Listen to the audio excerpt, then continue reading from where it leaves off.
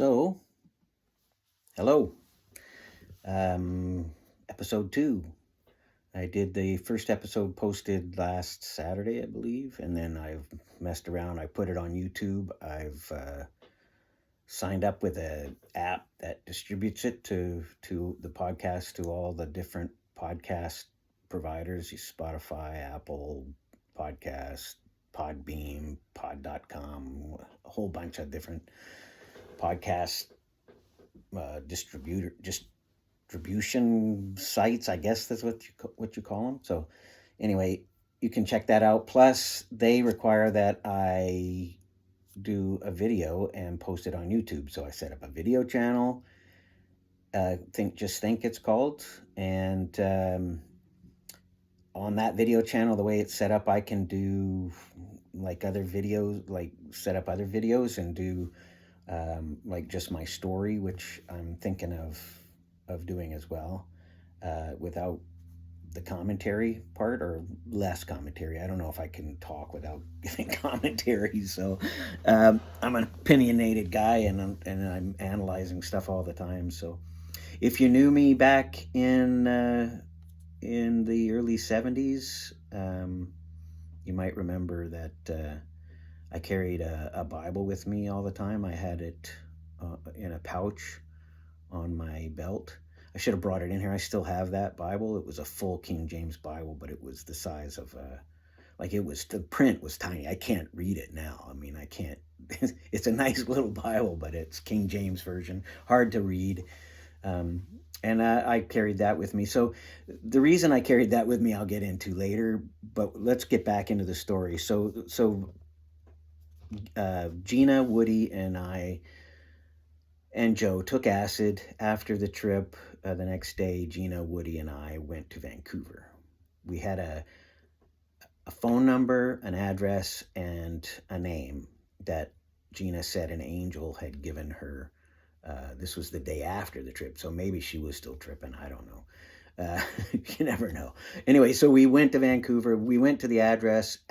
The address was a pancake house type of restaurants, like Denny's or Smitty's or something like that. But it wasn't. I don't think it was a chain. It's still there. That building's still there. The restaurant's still there. I don't remember the name. I don't remember the address, but I can take you there. It takes me a little while to sort of get my bearings. But when I'm in Vancouver, periodically, if I'm in the area, I'll go by there. There was a phone booth in front. Now, for those of you younger than 20 or 30 maybe even, you may not have ever seen a phone booth, but they used to be all over the place. Phones that you could put money in. You could pay a quarter or a dime or whatever it was and make a phone call. So we went to the phone booth. So the restaurant didn't pan out. We went to the phone booth and we phoned the phone number. It turned out the number was for a house over by UBC. We were more downtown, closer to the city hall. It was the address. It was closer to City Hall. So the house, it turns out, was a communal house. So it was like a commune, but it was in the city and it was one house and people were coming and going all the time. So we asked for this guy and they said, oh, well, he doesn't live there anymore. So there was a guy with the name, but he didn't live there anymore. So then we were talking and Gina was telling him, yeah, well, I had a vision from an angel or a visit from an angel, and they gave me this number. And the guy said, oh, far out, we were from a commune on Vancouver Island, and they were a commune, so this kindred spirit. So we went, and he said, oh, you guys can crash here, man, So we grabbed a bus, went out to the address, dropped off our stuff, our packs and sleeping bags and whatever, because back in the 70s and 60s when you hitchhiked around, you pretty much always carried a pack and a sleeping bag or a blanket or something, right? So this was in March, so it was still a little cool. And from there, we spent some time there. We met the people that were there. I don't remember any of their names. I still have some faces imprinted in my memory, but I don't remember their names. And then we later, I didn't mention that this while we were in the phone booth, there was these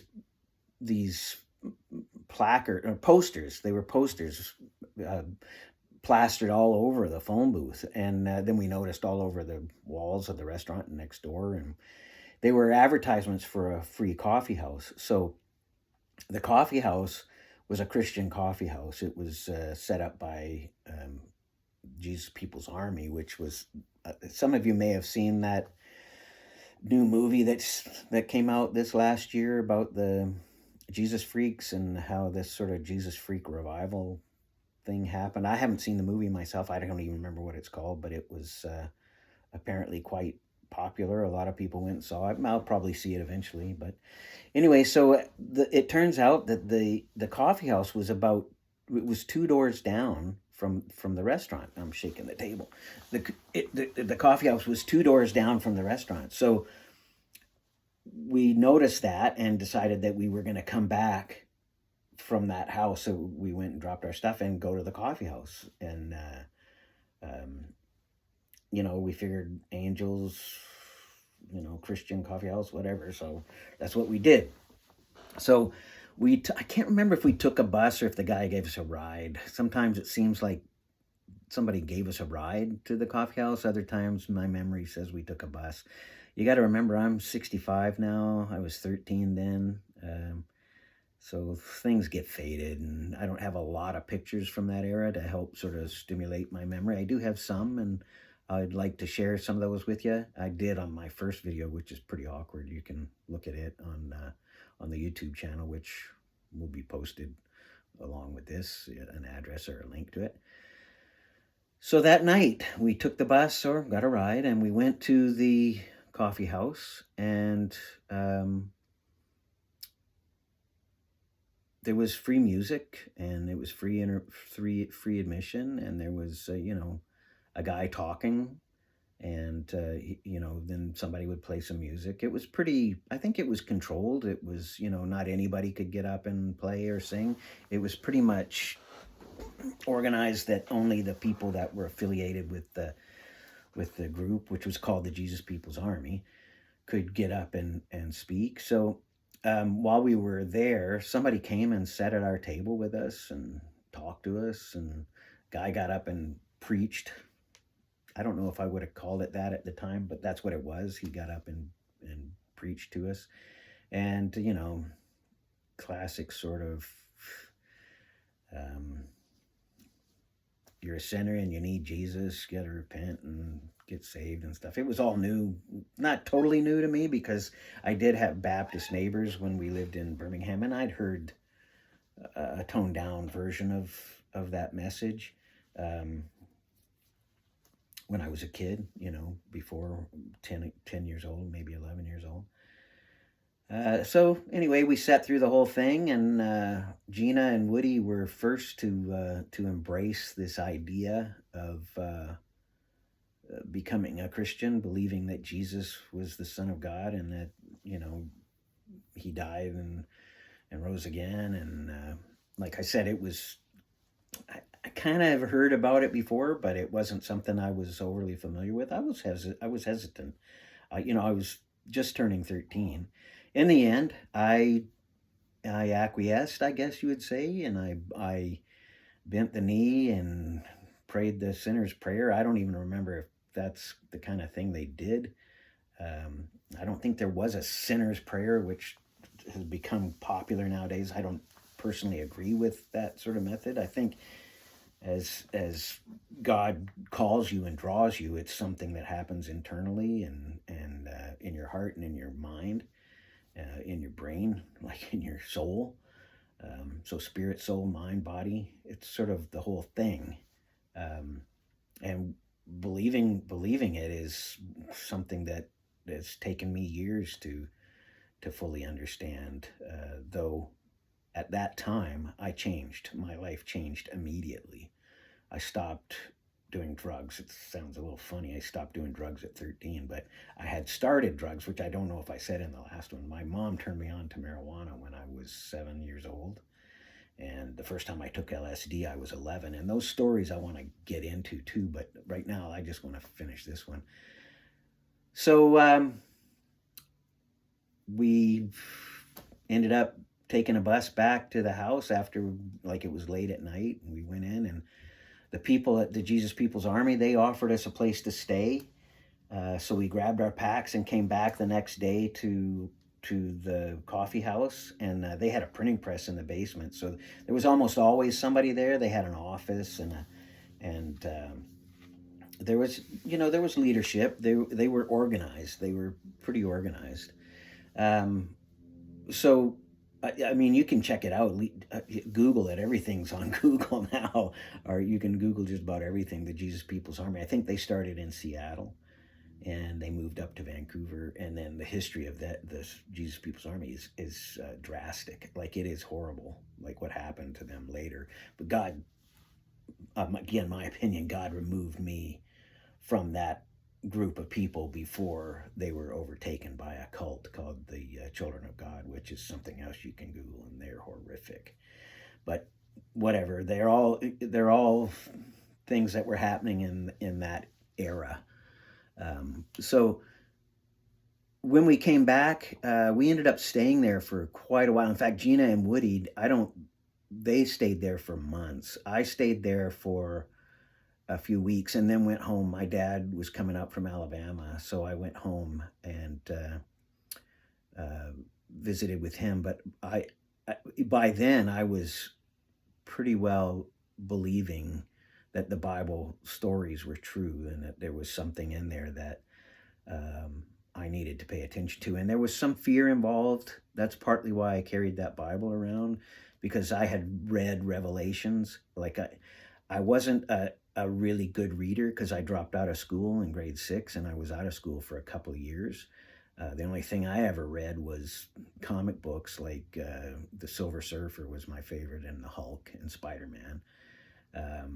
And I guess Fantastic Four, though I don't remember reading them, but I know that Silver Surfer came out of the Fantastic Four.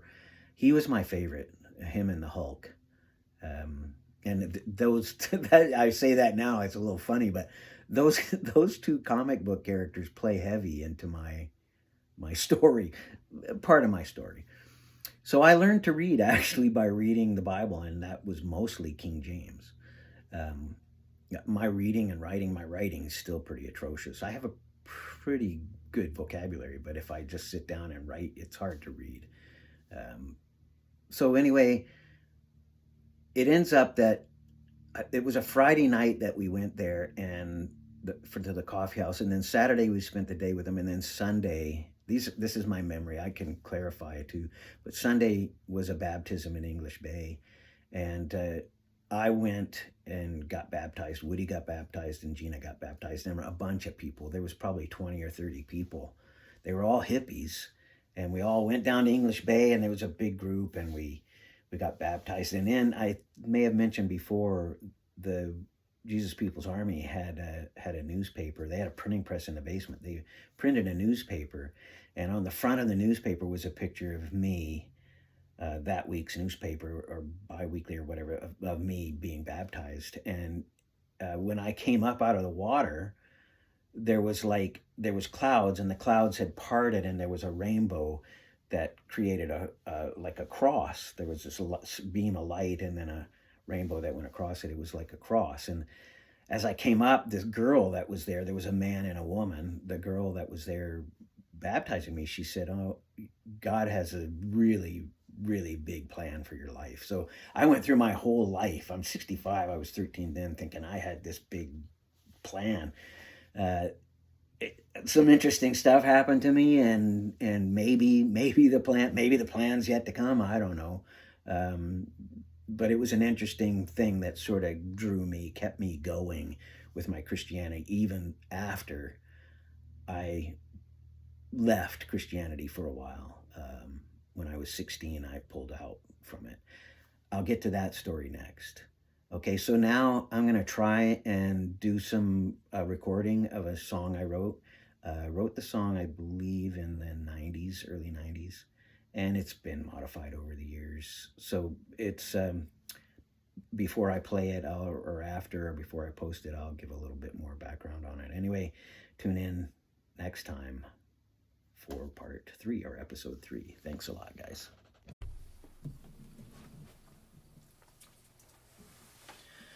Yeah, yeah, yeah, yeah, yeah, yeah.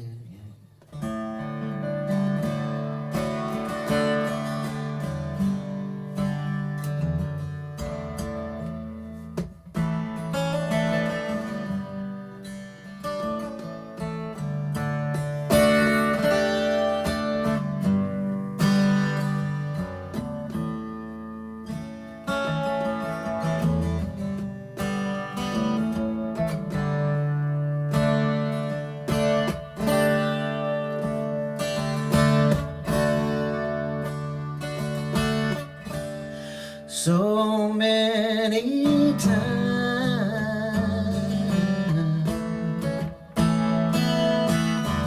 I let the things in this old world let me down, and then I start thinking on the wrong road again. I'm on shaky ground, not turning my eyes back now. Run to my first love, and I see what I really need. Rest in that holy love, and there's something about that peace, something about that peace. Yeah, there's something about that peace, something about that peace.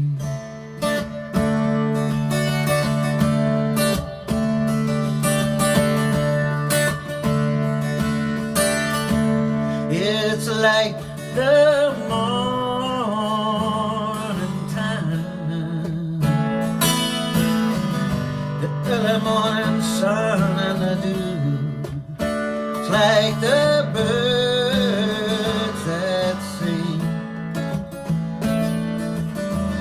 the song they sing draws me to you, and you can ask me how, and I'll do my very best to explain. You can ask me why. I'll never be the same, because there's something about that peace, something about that peace. Yeah, there's something about that peace, something about that peace.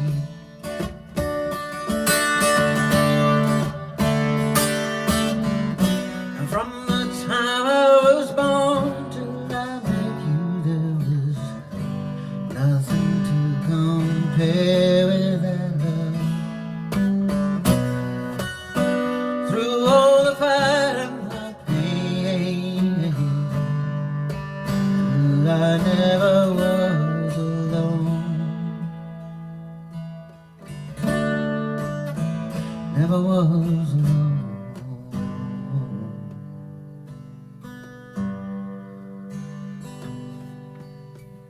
Everybody's sleeping in their own bed, walking in their own shoes, talking in their own head, sleeping in the bed, the one they choose. Everybody is walking in their own shoes. Everybody's sleeping in their own bed. It's the bed they made, the one they choose.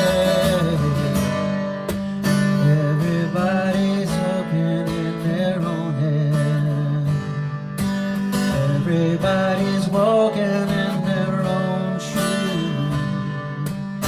Everybody's sleeping in their own bed. It's the one they made, it's the one they choose. It's the one they made, it's the one they choose.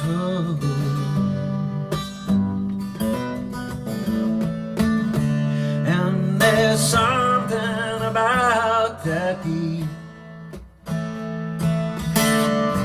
something about that peace. Listen, there's something about that peace, something about that peace. Gotta know that there's something about that beat. Gotta know there's something